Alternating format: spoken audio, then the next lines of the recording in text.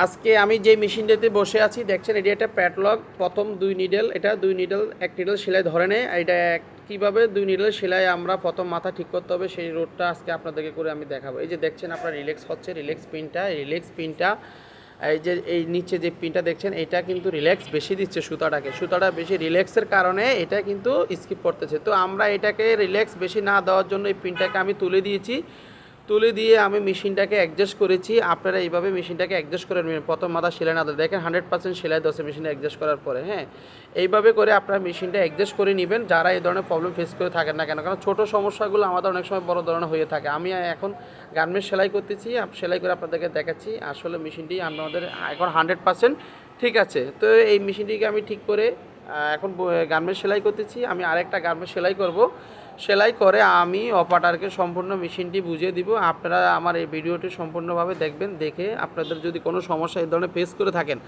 অবশ্যই আপনারা মেশিনটি এইভাবে করে অ্যাডজাস্ট করে নেবেন, তাহলে আপনার দ্রুত সমাধান পাবেন। কারণ ছোট সমস্যাগুলো আমাদের অনেক সময় বড় হয়ে দাঁড়ায়। তো যারা আমার এই ভিডিওটি দেখছেন অবশ্যই সাবস্ক্রাইব করে দিবেন, সবাই শেয়ার করে দিবেন।